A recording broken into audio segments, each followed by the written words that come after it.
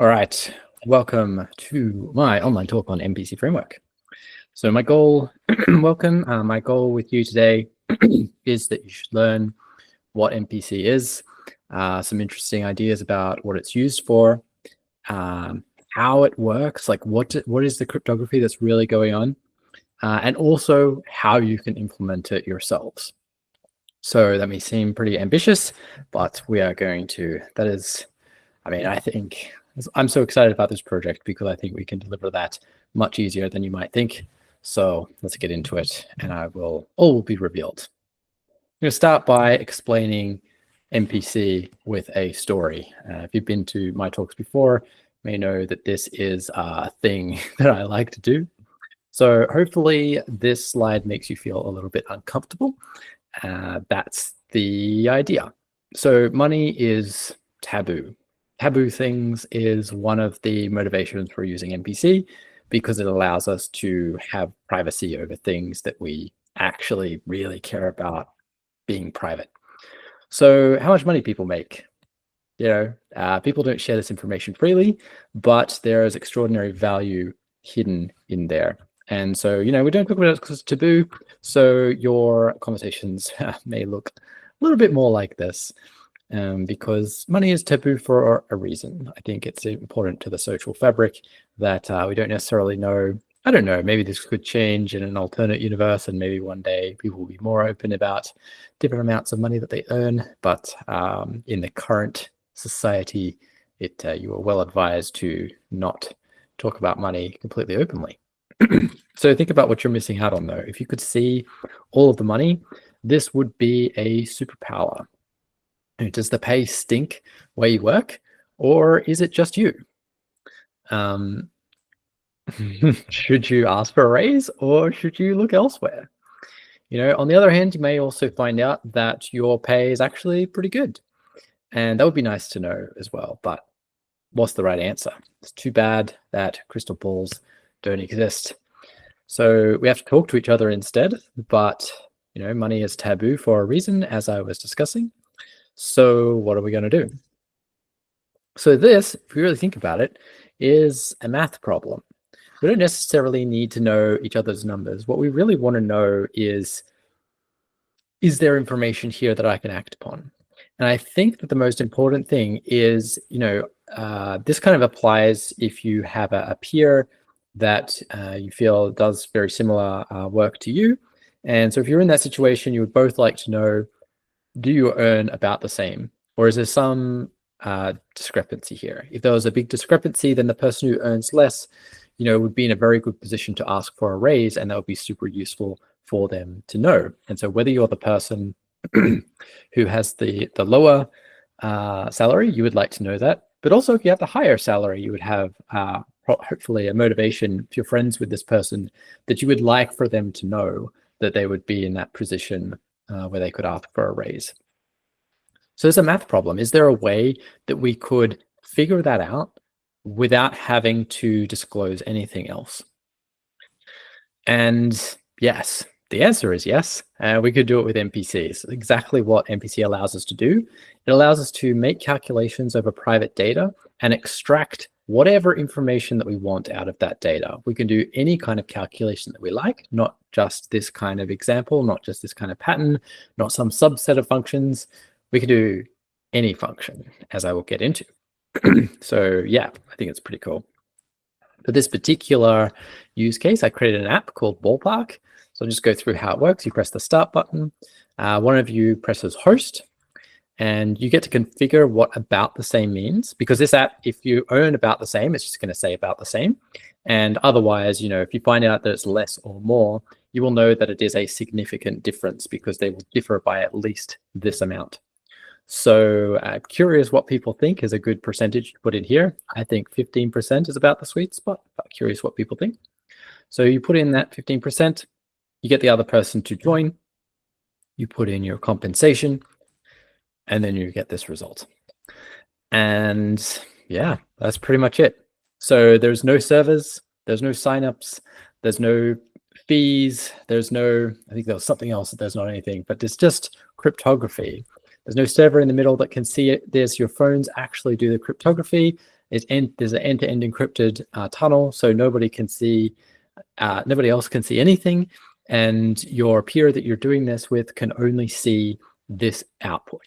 And that holds true even if they run a different client. They modify the software, they know all of the MPC things, and they say, oh yes, this bit here, if this is flipped, then we know this. No, you can't figure out, it is impossible to extract anything except the output that we get. And that is what's magic about this.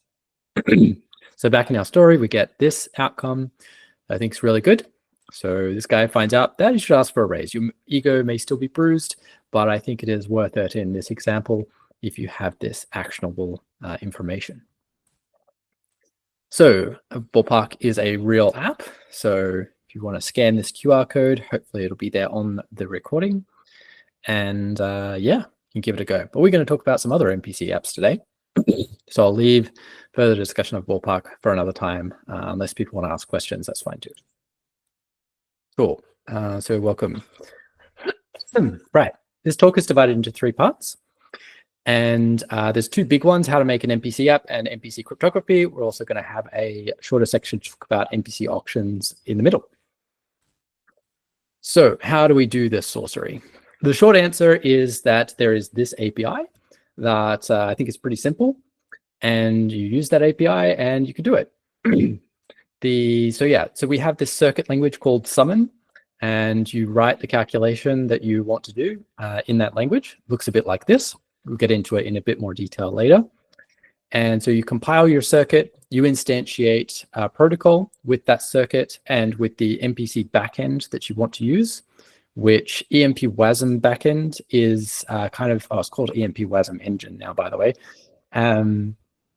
Is really the only one that we have at the moment. There's technically another one, but yeah, use EMP WASM engine. You write this function, so you get to define how bytes are sent between participants. So you say, you have to write this function that, if you're told to send these bytes to this party, then you do that. You join the protocol, providing this send function. You say who you are, what your inputs are. And then when you get a message from somebody else, you tell the protocol that you received that message from that person. And then you can just await a promise and you get the output. And yeah, the whole point of this is that it handles all of the complicated details for you. This also works in all of the major JavaScript runtimes, and they talk to each other as well. So you can totally have a client that's running in Firefox and a server that's running in Bun or in Dino, and they'll talk to each other just fine. Just like we have, browsers will be talking to each other in the demos that I showed today. So you can use the API, integrate that into an existing app, or if you want to do your own thing. But we also have this template called MPC Hello that comes in a few variations. So there's a client one, which we will look at. It's a template repository, just about 250 lines of code. Very simple, comes with dev server. There's no assumptions about the front end, so you can add React later if you like, or use Vue or one of the other ones. Excuse me. It comes with an implementation of this peer-to-peer end-to-end encrypted communication. And the circuit code, so back in this example here, so we've just sort of like inlined the code here, which is not very nice. So a nice way to do it is to have ordinary project files and do your build system and get it in that way. So this template comes with an example of how to do that. There's also GitHub pages deployment, and it looks like this. So I'm going to show you how to do this with some live coding. I'm going to all pray to the demo gods, hopefully, and this should work just fine, right?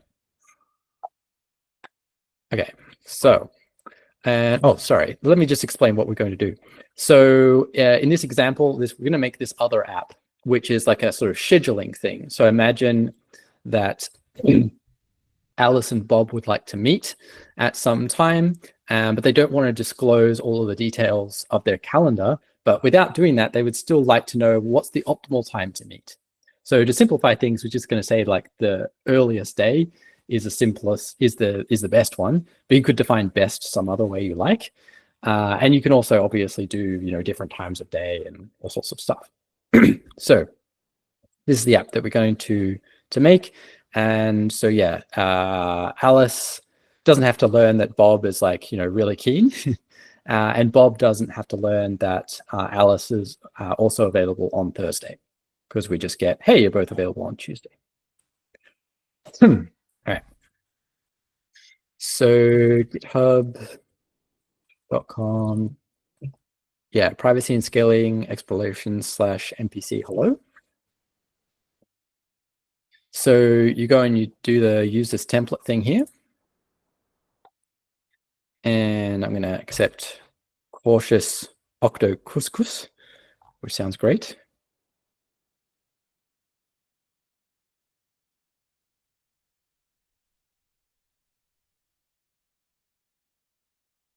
All right, so that's our brand new repo. So I'm just going to copy the HTTP thing here. So in the terminal, git clone that repo. It's done. So then we can open that in VS Code, cautious octo couscous. Okay, you trust me, right? And yeah. Oh, so what we're going to do as well is, so this comes in a few variations, right? So we want the client one, because two browsers are going to talk to each other. So what I'm going to do is I'm going to remove all the other ones. Server, Dino, next, server, and cool. And move everything from client into the current directory and get rid of the empty directory. Cool. So now we just have this, and we can, why are there 148 files? Oh yeah, 148 changes because we deleted a bunch of stuff. That's fine. Just call that init. Right.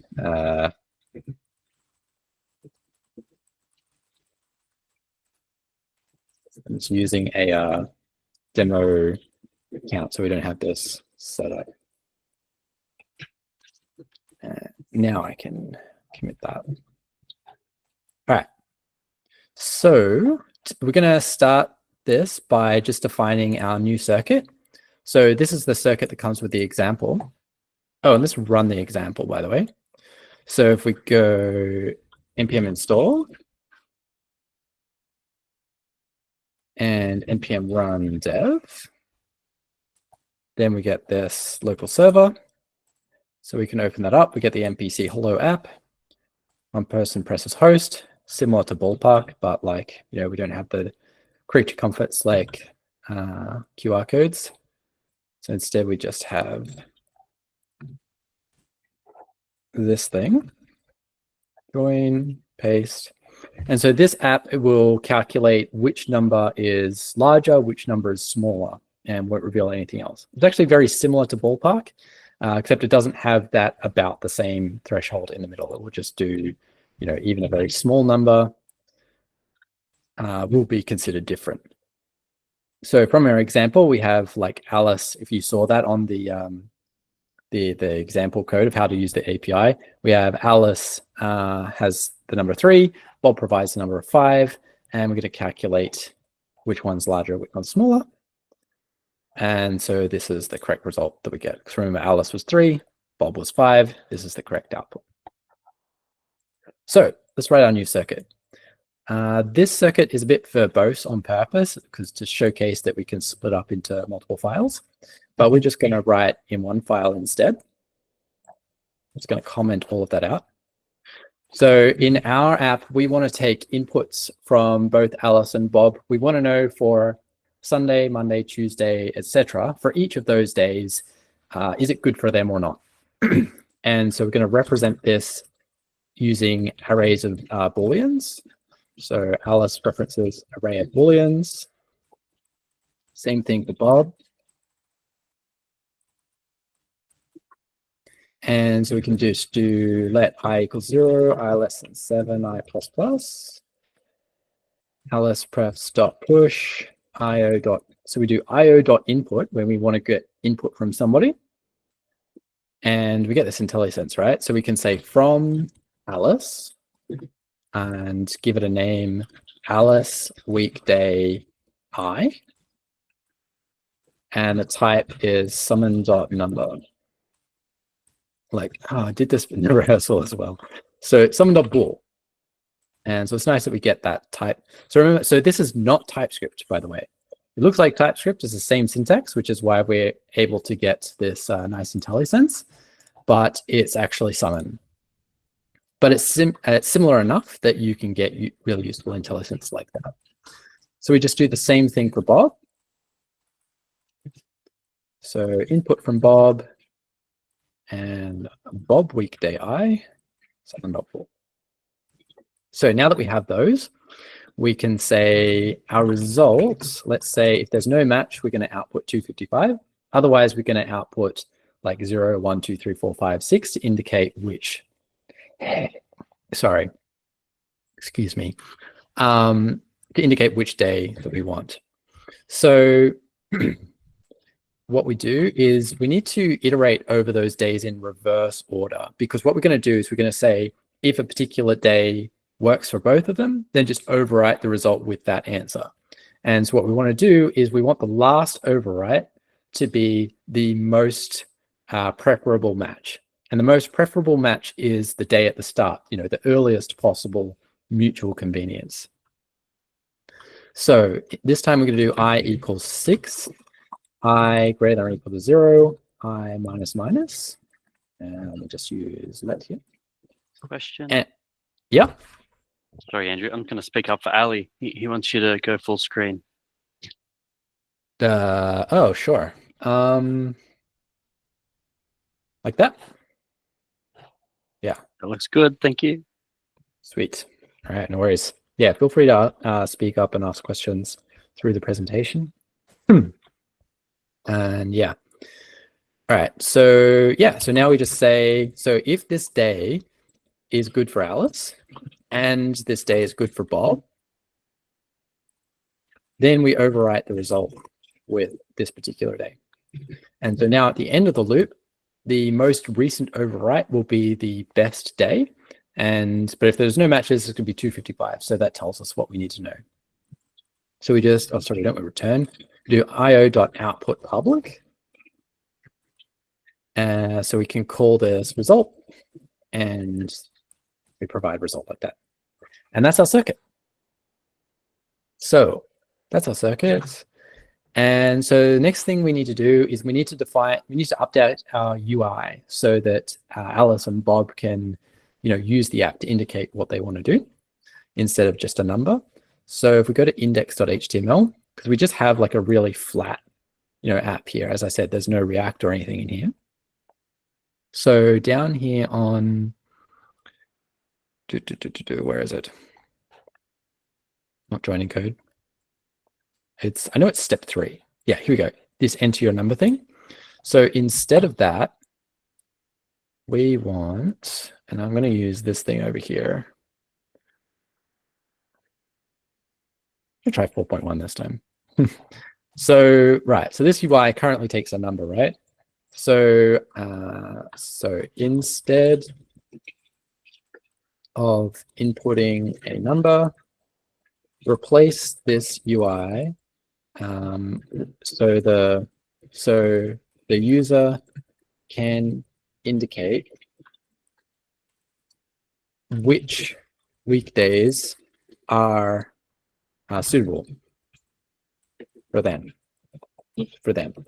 Use checkboxes.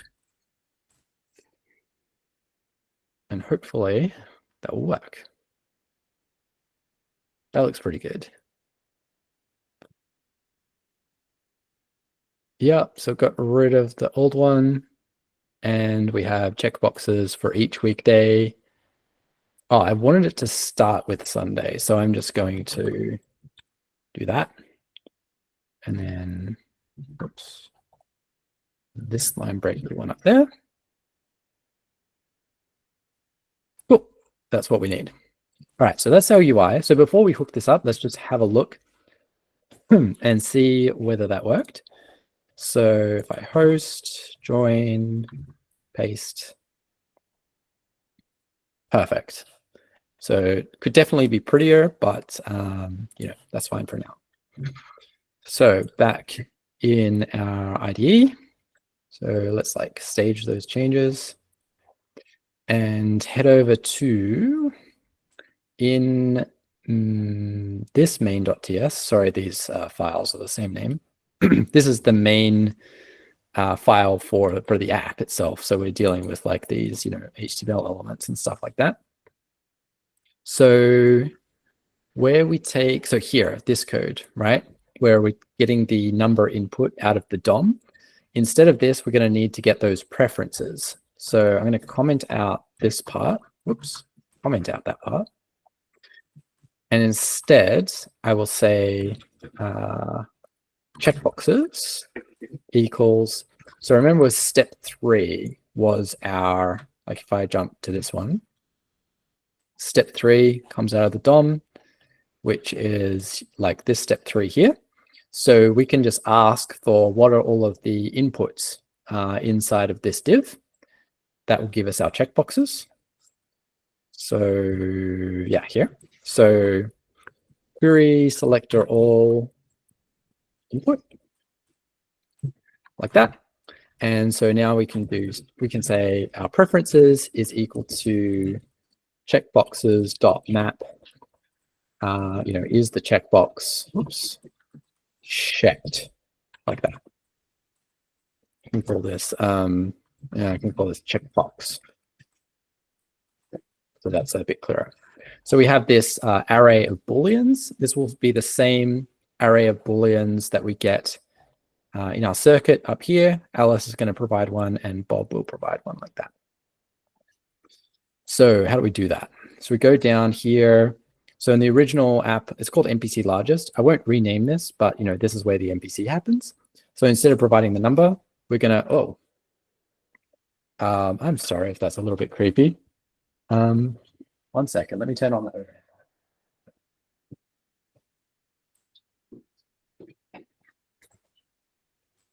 Okay. So I was getting a flicker before when I tested this, but cool. All right. So yes. So for the MPC, instead of providing the number, we're going to provide our preferences. And we get a TypeScript error. That's because it's, it's expecting to take number, which is fine. We can change that. So in our MPC, before I go in there, actually, I know I need to do this. So this result, that we get a string that kind of interprets the result that comes back. And instead of saying your number is results, we're just going to put this result directly into the DOM. Cool. So now in this MPC largest, we need to update that so that it takes this preferences instead of the number. So I'm going to jump to that definition. So we take prefs, which is an array of booleans. And then this input here, instead of it being, the A number or the B number, we're going to, so this, by the way, this matches in our circuit, this like Alice weekday I or Bob weekday I. So we can say input, let's make it a record string boolean, can make it unknown like that, and go from I 0 to 7,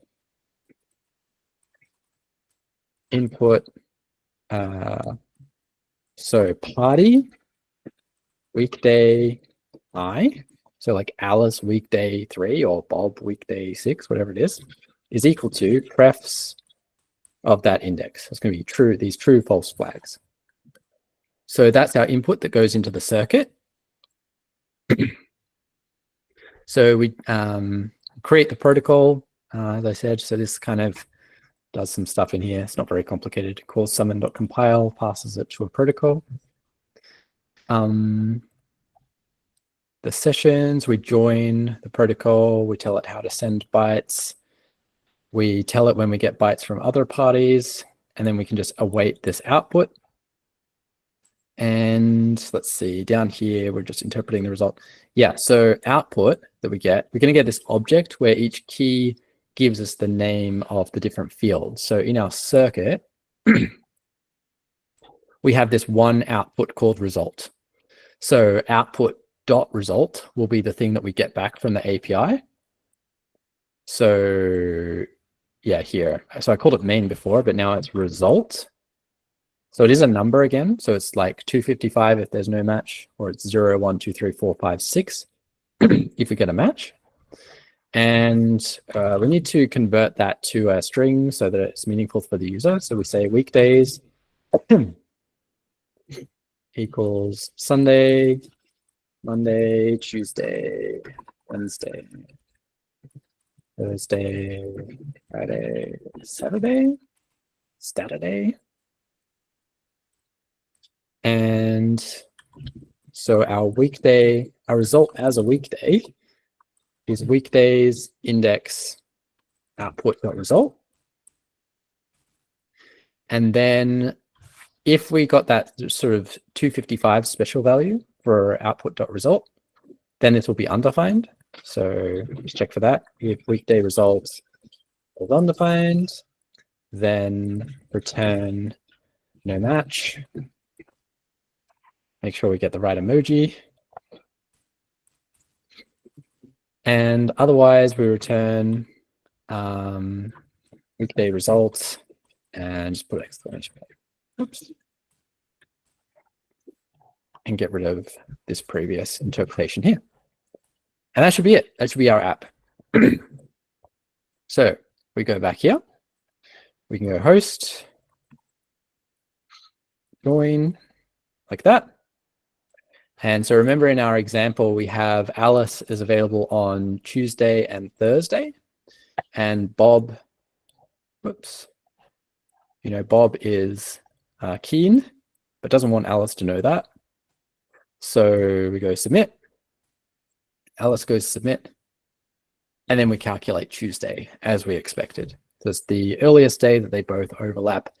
Nothing else was revealed. So that's creating MPC apps.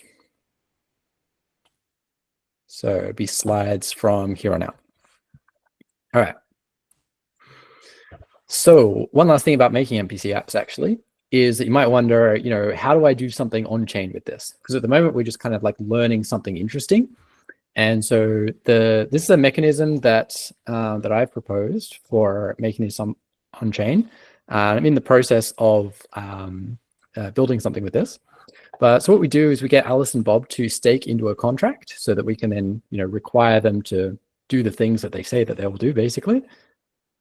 And then we do a variation of the MPC. So instead of calculating f of x and y, we have, so the MPC, so I haven't covered this, but it's possible to get the MPC to output different things to different parties rather than outputting it to everybody. So we arrange for Alice and Bob to get shares over the input. So they look random to them, but if you XORed them together, then you would be able to reconstruct the output. And so from there, you just do a commit and reveal scheme so that the output can be reconstructed on chain. And so then, you write your Solidity code so that you can interpret that and make, whatever that you want to make that happen on chain. So that's that. Wish I could cover this in a bit more detail, but I have a lot of things to get through. So feel free to ask questions about it at the end, and maybe we can clarify some of the rough edges on this idea. So I want to talk about MPC auctions. So I think this is a pretty good example of kind of like a more meaty, interesting, valuable thing that we can do with MPC.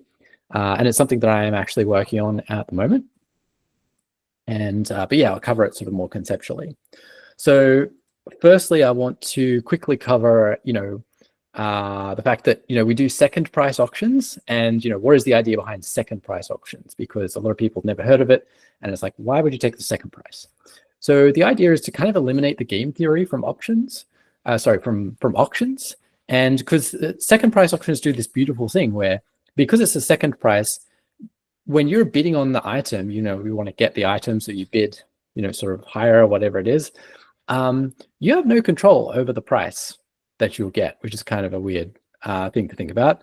And so the only thing you get to control is like, there is this sort of hidden price based on everybody else's bid that, you can either get the item for that price or not get the item.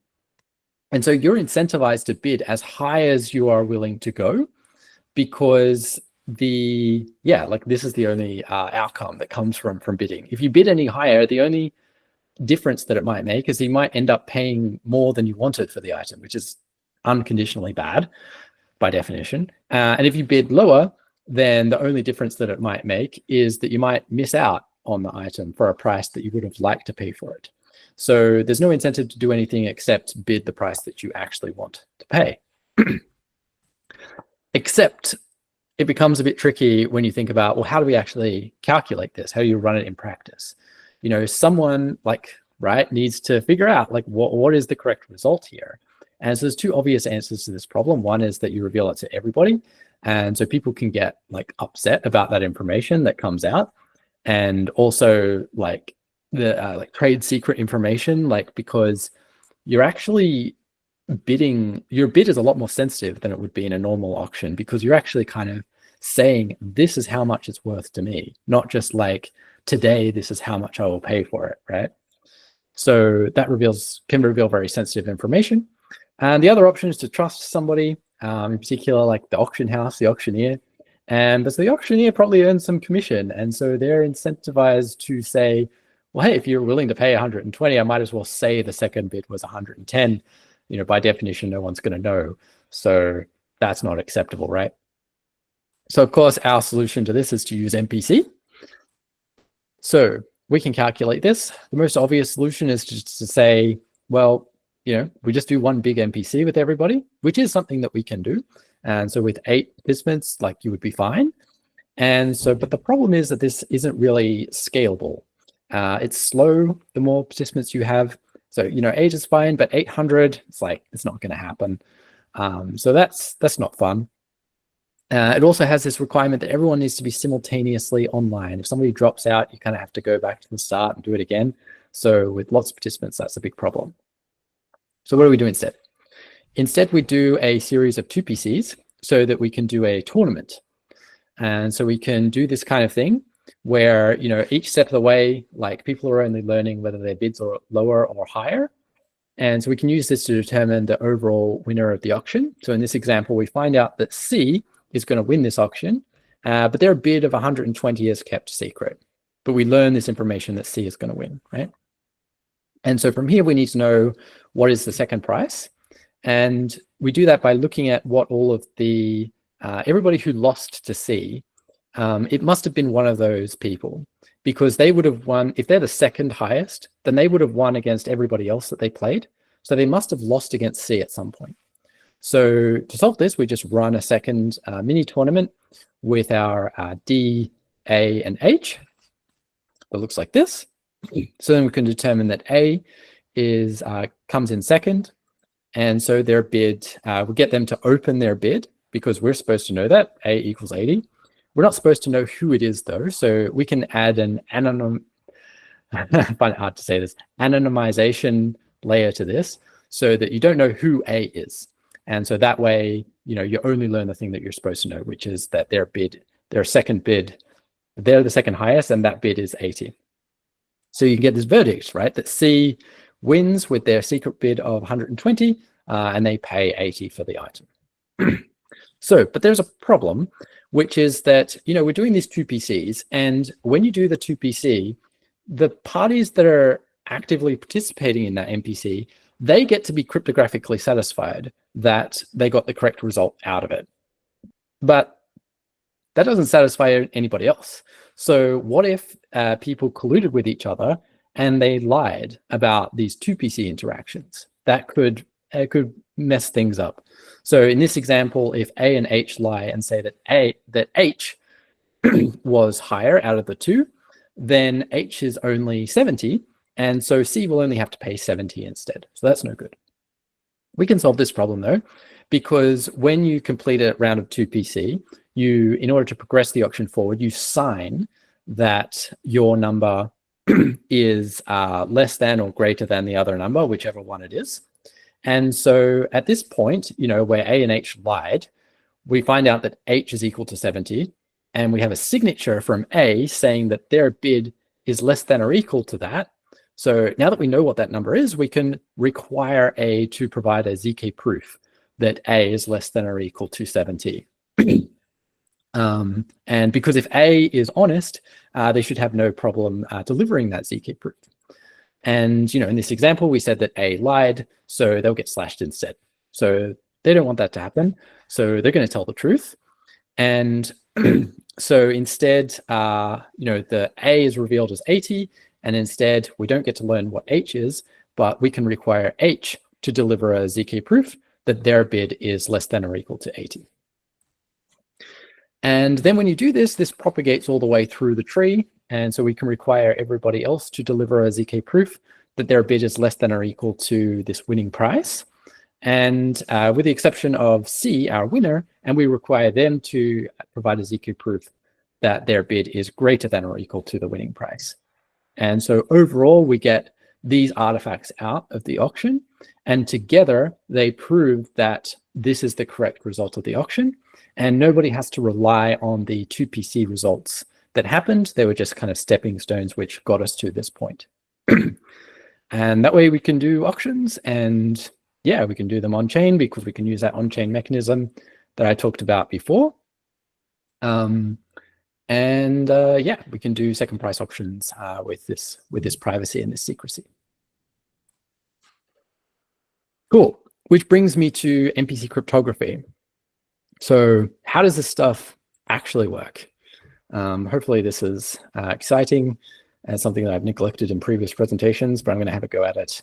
I think it's actually, I was quite surprised with this when I first learned how this works, that it's a lot less complicated than I thought. I still actually don't really know how ZK works, but I know how this works. So yeah, so what we do is we boil the computation down into Boolean gates. This is what summon does, by the way. So we take this summon program, and what it's doing is it's compiling that all the way down into Boolean gates. And so this way, you don't have to do this by hand. But you can imagine, we can do any computation that we like if we can build that with Boolean gates. So just to make it very clear, this is an AND gate, and the sort of traditional computation is if I tell you that A is 0 and B is 1, then you can easily calculate that C is equal to 0. That's an AND gate. Okay, but I'm going to go through, I think, what is the most mystical part of MPC, which is that you're able to do a computation without looking at it. That's kind of, I think, one of the best ways to understand MPC is think about being able to analyze data without looking at it. And so how does that work? Like, somebody has to do the computation. And so how can they possibly do that without seeing what they're doing? And so the way we do this is, so in this example, I'm going to be what's called the garbler. So I'm going to construct this table on the right for you so that you can evaluate something, in this case, this AND gate. You can evaluate this AND gate on my behalf, because you're going to see values on these wires, like, this is a wire, this is a wire. You're going to see values for here. But so you're going to need these kind of substitutes for 0 and 1 so that you don't know what value it actually corresponds to. So instead of, this really simple logic table, we're going to have this logic table instead. And so I, as the garbler, will know what these values mean. But when you get like kind of one of these two values on each wire, you won't know what that number actually corresponds to. So for example, we could have numbers like this. So they're really small for the sake of example, but to make it secure, you need like 40-digit numbers. Excuse me. All right. So you're going to go through a little example. So I have these grayed out. This means that you don't know anything yet. So before I tell you, you don't know anything. So I'll start by providing, A equals 67 and B equals 36 so that you have these two values. And so the question is, how are you going to calculate this C equals 80? So it's a very simple idea, and that is that I'm going to encrypt all of the correct answers for this gate. And the key for each answer is the inputs that would get you to that answer. So we can see for our gate here, 67 and 36, which you get, you're going to be able to reconstruct this key, and you're going to be able to decrypt 80. but you won't be able to decrypt any of these other values. And by figuring out which one you can successfully decrypt, that allows you to compute your correct answer of 80, but you won't know what 80 means. So I provide that. And oh yes, so like, keep in mind, you don't see this syntax, of course. You just see some like random looking numbers. So you calculate, your key, you just join those two numbers together, 6736, and you try decrypting each ciphertext with that key. And so it's going to be correct for just one of them. So you're going to outputs that look like this. And what we do to signal a correct decryption is we put the first half of the digits are zeros. And so all of the other decryptions are just going to get like some random nonsense. And so you won't have zeros in all of those first digits. And this is one of the reasons why we need more than 2 digits per element, because, you might get 0, 0 by random in this case, but if you have 40, it's not going to happen. Okay. So yeah, so these three, wrong key in, you get random nonsense out, which means that these leading digits are not going to be 0. And you can see this one is your correct answer. And you can say 80 is our value for C. And hey presto, you just evaluated an AND gate, but you don't know what the inputs were. You don't know what the output is, but somehow you calculated it. So minor problem that I want to cover very quickly is that in this example, you can sort of see that you successfully decrypted the second row. And if we go back to our tables, you can say, oh, well, second row, that implies, this only happens when A is 0 and B is 1 and C is 0. So that's not good. The whole point was you not knowing that. So, but there's a very simple fix to that, and that is that we shuffle, that I shuffle these values before I provide them to you. And so now in this example, so you'll get this on row 4, but that row 4 is now meaningless to you. But you'll still, all of these won't work. This one will work. You'll get 80, but you don't know what 80 means. So to recap and to illustrate it in a different way, when I garble an AND gate, I produce something that looks like this. So I pick arbitrary values A0, A1, and the same for B and C, and also do these encryptions. Welcome more people. I do these encryptions, and so that allows anyone who has a pair of inputs, they can decrypt what the output is supposed to be. So this is an AND gate. Doing other gates is very simple. So to do an OR, we would want C1 to be here and here. Because here, like, if we had C1s there, then, the answer is going to be C1 for anything except when we have 0. So if 1 or 2 of them are 1, then we get a 1, which is an OR gate. So I would just encrypt C1 in those positions. And now this is an OR gate. Cool. So what do we do with this? So we can join these together. So in this example, 1 and 0 or 1 and 1. Obviously, we calculate this very easily, but the whole point is I want you to do this. For some reason, I want you to do this calculation for me. So we can just join these together so that the outputs of these gates feed into the inputs of this OR gate here. And that way, I can provide you with A1, B0, C1, and D1, corresponding to 1, 0, 1, 1 there. And then that allows you to decrypt these entries of these garbled gates, which provide you with these values. And those values allow you to decrypt this row of this gate, which means you can decrypt G1. And again, G1 is just a random number. You don't know what it means. But then you can send that back to me and I can say, I know that the answer is 1, even though I had you calculate this for me. So you might say, that's cool, but what's the point? I could have just calculated this expression so much easier. This is just a really inefficient way of doing this very simple calculation. So yes, 100%, this is not useful yet, but I think it does answer that mystery of how you're able to compute something without looking at it. This is kind of the heart of how that works. But to make this useful, we're going to have you provide B and C somehow. So I'm still going to provide A and D, but you provide B and C. So how do we do that? So back in our garbled circuit, I can just provide A1 and D1 as before. I garbled the circuit, so I know what these values are. I can just give them to you. But then what do we do for B and C, right? Like before, there's two obvious answers to this question that both stink. One is that, you could just tell me what, whether B and C, whether they're supposed to be 0 or 1, and then I could tell you the corresponding value. The whole point is I'm not supposed to know what B or C are. So that's no good. And the other one that doesn't work is I could provide both both B0 and B1 and C0 and C1 to you. And then I could just trust you that you're going to forget about the other one and only use the one that you're supposed to use and evaluate the circuit that way. And that's no good because, if I gave both of them to you, then you can decrypt multiple rows. You can decrypt all of the intermediate values, which means you can decrypt everything in the answer. You can choose whatever output you would like it to be. And you can also infer what my inputs are in many cases as well. So this is a non-starter as well.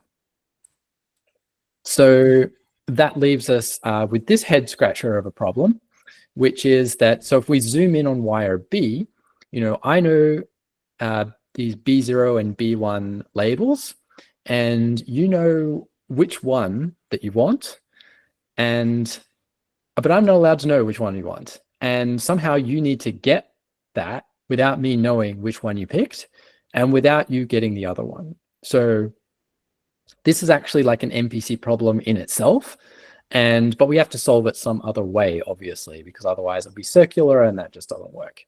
So this is a specialized MPC. We now need some other solution for it.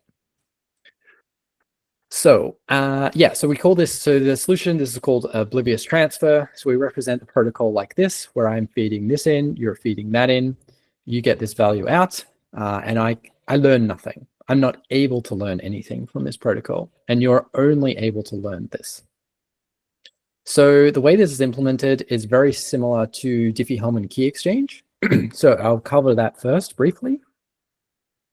So there's a bit of assumed knowledge here. I'm not going to cover how finite fields work.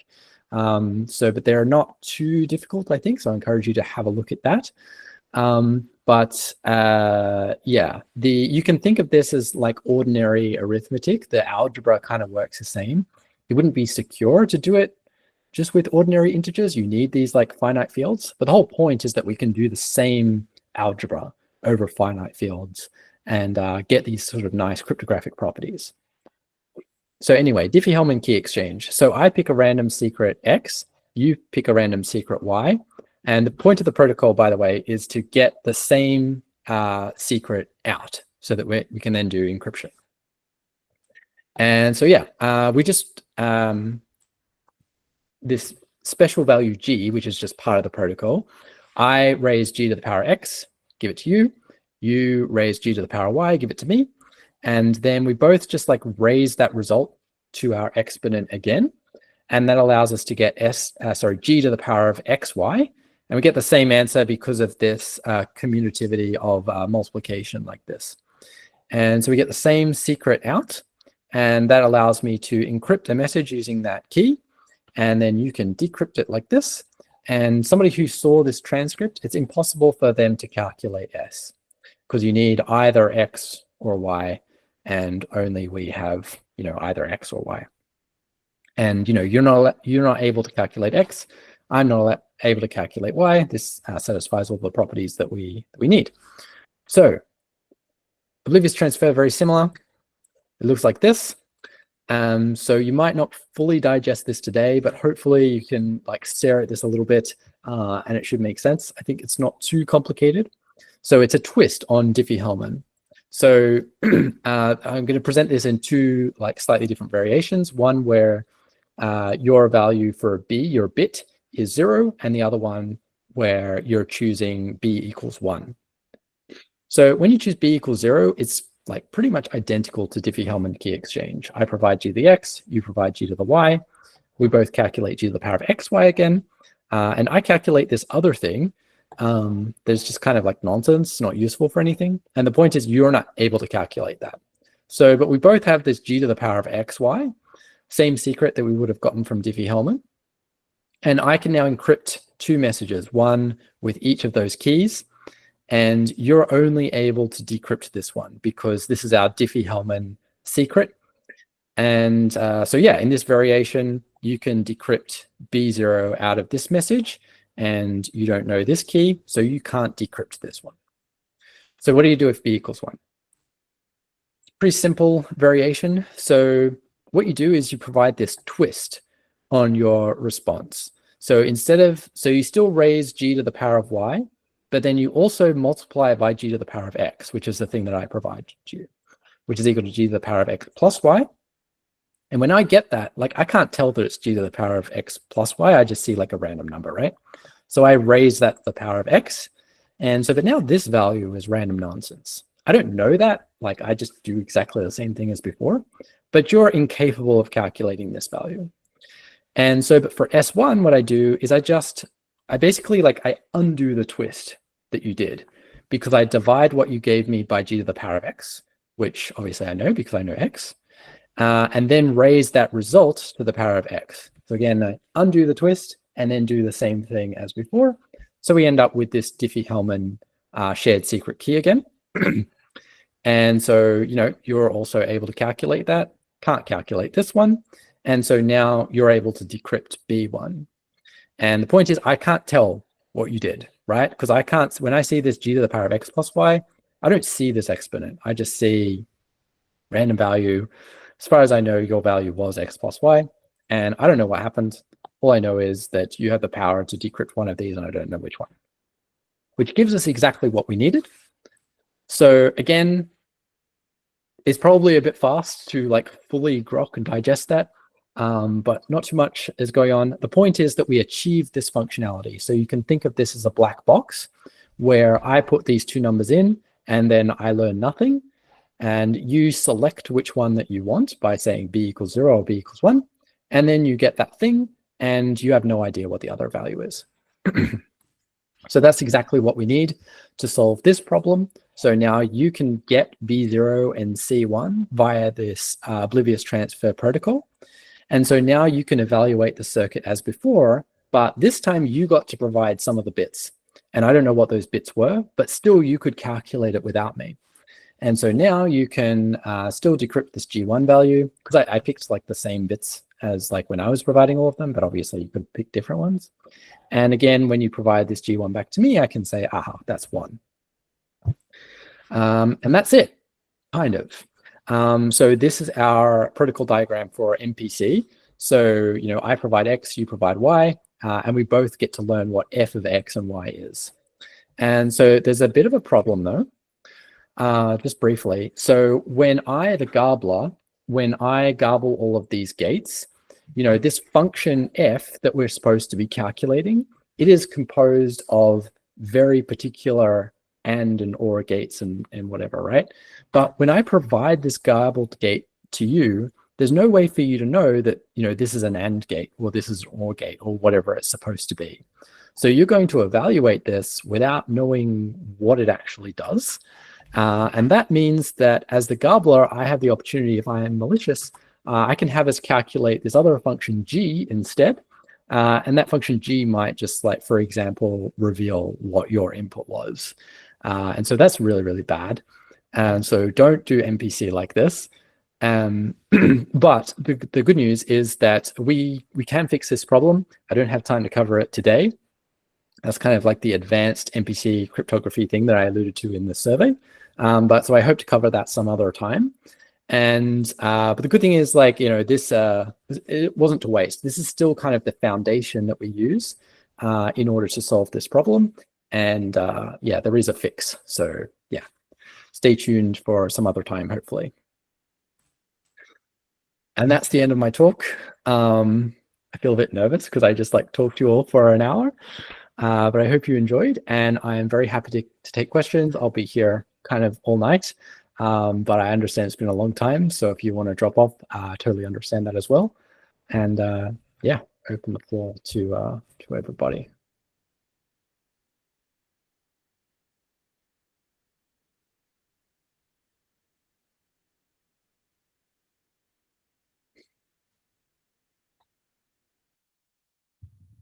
I could chuck in a random question. Yeah, so yeah, no, it was really good. Yeah, that was really, really useful. It was just a small thing I noticed with the oblivious transfer. Is it possible that, yeah, if you could bring that slide back, thanks. That someone can, oh, it's actually probably even a lesser question. It's just like, if someone has the, I guess the function to do the oblivious transfer, can they have like multiple rounds on it? So even just looking at the simpler diagram, I think you had just that one after this, maybe or before, just the black box as a black box. Can the person, say the U on the right hand side, can they give 0 and then give 1 because they're in possession of the oblivious transfer, or is it iterative between you two, between me and you in this diagram? Yeah. So yeah, it's not a problem because this is an interactive protocol. So you require my participation each time you do this. So I will only allow you to do this once. Perfect. Thanks. Yeah.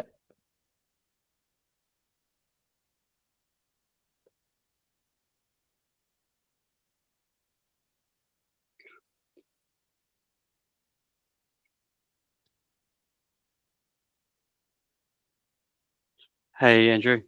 Hey. I can see you, by the way. I'm joined on my phone as well.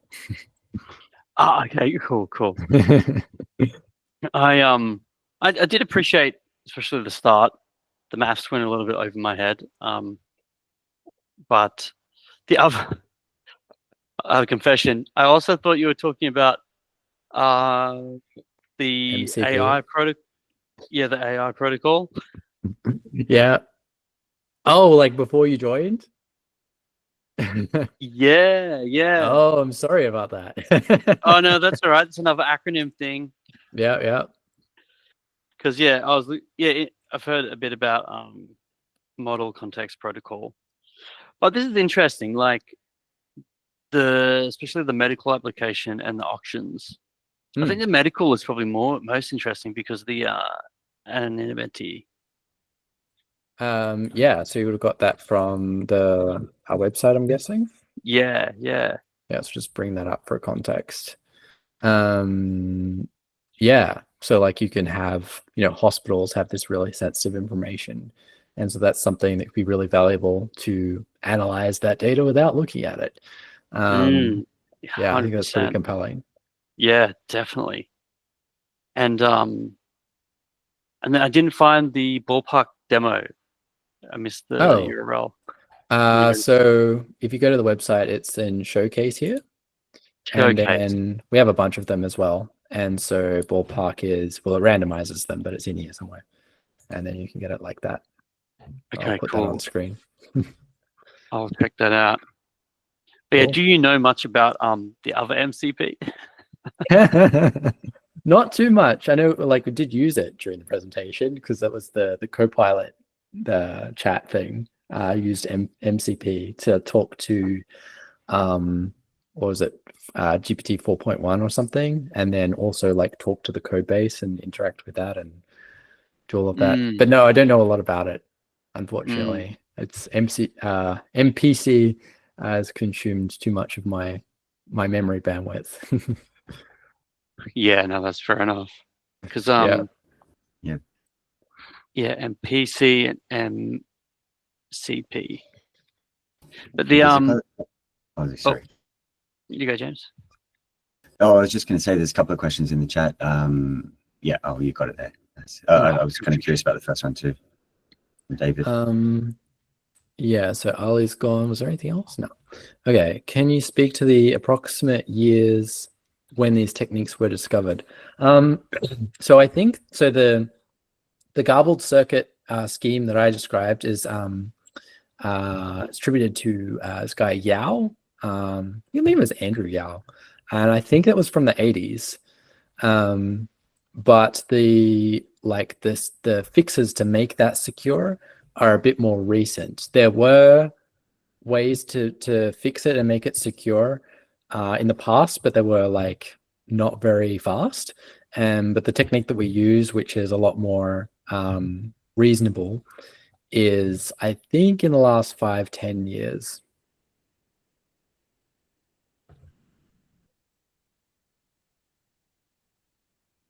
Oh, and so we had another question. Approximate computational overhead to implement things in MPC currently. Yeah, so the implementation that I provide with MPC framework is a bit slower than state of the art, partly because we compile to WebAssembly and run it in JavaScript. And the other, but I think that's like, it should only be a minor overhead. The other is like, there's something in the like way that I've done that, which is, I'm pretty sure is not quite optimal. We can get it better. So we can do about 4 or 5 times faster, but yeah, sorry, beating around the bush. In MPC framework, we can do about 20,000 AND gates per second. Sorry, 10,000. Yeah, 10,000 AND gates per second.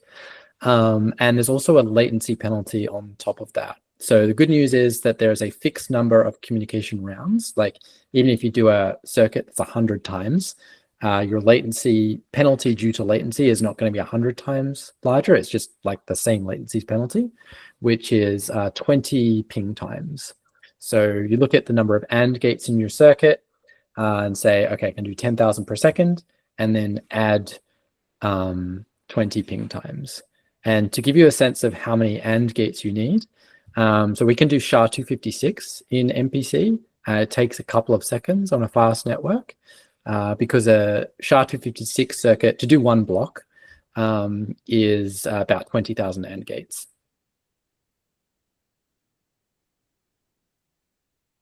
And so, yeah, I think we can do it in like half a second in state of the art.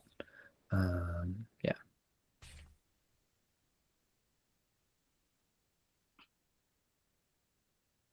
Cool. Plenty fast already. Yeah, compared to some other stuff like the FHE stuff, it's pretty fast. And like there's a thing with like FHE, I think something I'm really interested in but haven't had time to explore so far is we can do something similar to FHE with MPC, where if you're willing to trust at least one out of n servers, so you have like this kind of council of servers, and as long as you trust one of them, then it's secure. Because what you can do is like you can have a bunch of different participants, and you can use this to do like way more participants than you would otherwise be able to support. What you do is you provide a secret share over your inputs to those servers, and then those servers can do MPC just like that with each other, and then give you the result back when you come. So as long as one of those servers is honest, then nobody will be able to learn anything else. And it's non-interactive for the participants. It's only the servers, which is very much like FHE. So trusting in what way? Like you're trusting them to do the correct computation, or you're trusting them with different values? Yeah, both. So because you provide a secret shares for your inputs to all of the servers. So if all of those servers simultaneously were malicious and willing to collude with each other, then they can reconstruct your input. Gotcha, thanks. But yeah, as long as one is honest, then the rest can't do anything.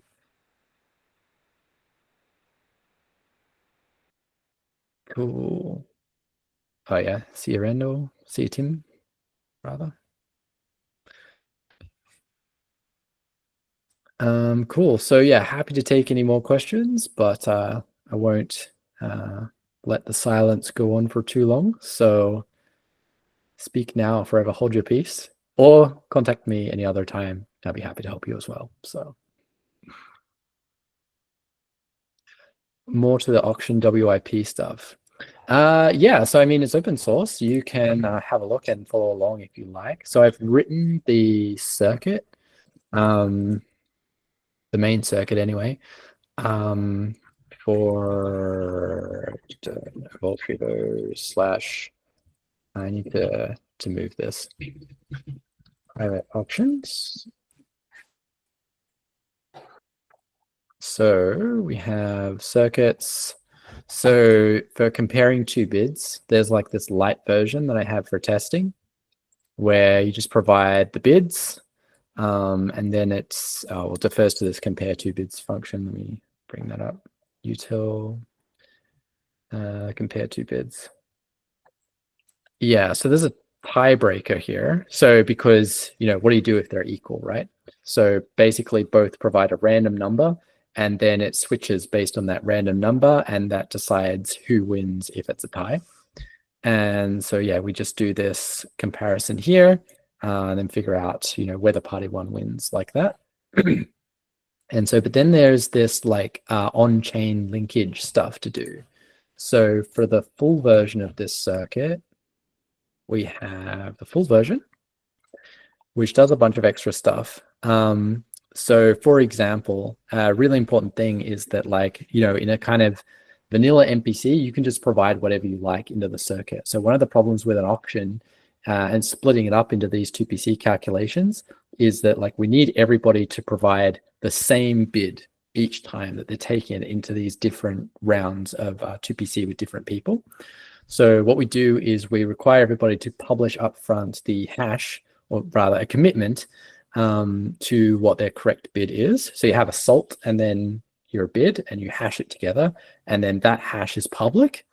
And so then when you go into these into these 2PC interactions, you provide the other person provides the hash, and then inside of the circuit, it can check that that bid with the correct salt actually does correspond to your bid because the hashes match. And we have to do some more hashing stuff for the output as well when we're checking to make sure that the output is correct, and yeah, that good stuff. Yeah, does that answer your question? Was there something else that you would like to know? I'll bring the slide back up. Like this thing. Yeah.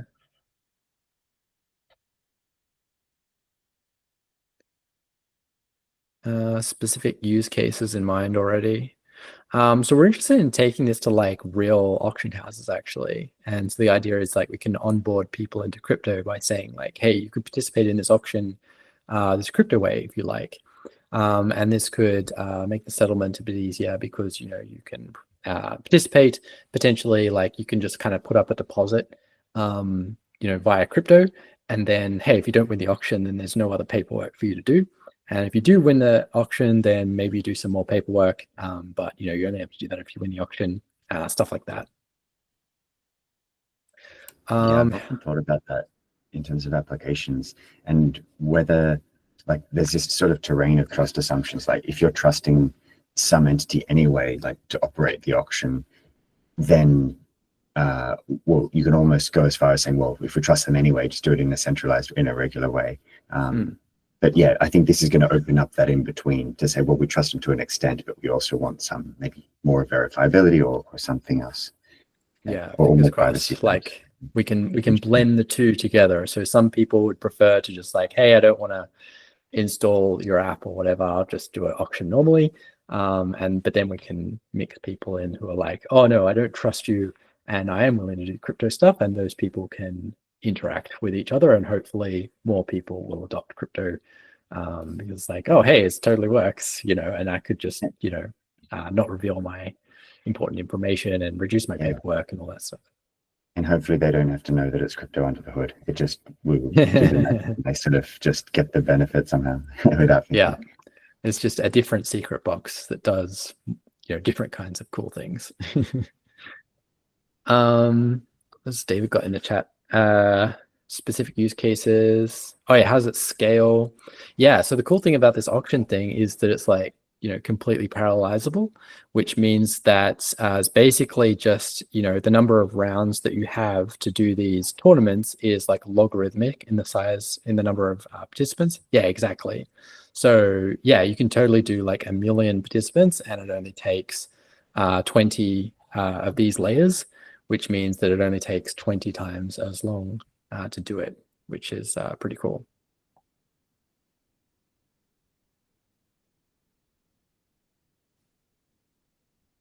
Nice. Yeah, you're never going to do 1 million parties in one MPC. I mean, never say never, but I don't think so.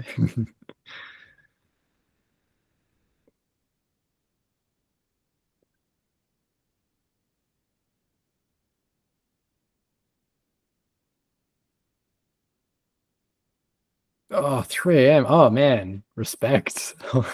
Thank you for staying up. Oh, that's what I want to hear. That's awesome. Yeah, we should jump on a call some other time that where you can be fully awake. Can explore something. I was really interested to see your stuff. So David, I believe, so you're doing the like crypto voting stuff, civ.org, I think it is. Yeah, nice. Cool. Yeah, let's talk about that more sometime.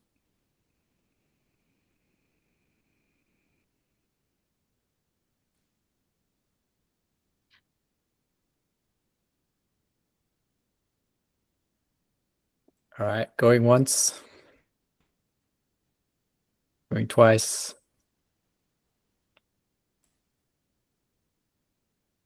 All right. Thank you, Thanks. everybody, so much. Yeah.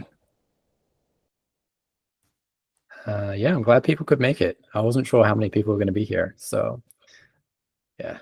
All right. I'll stop the recording.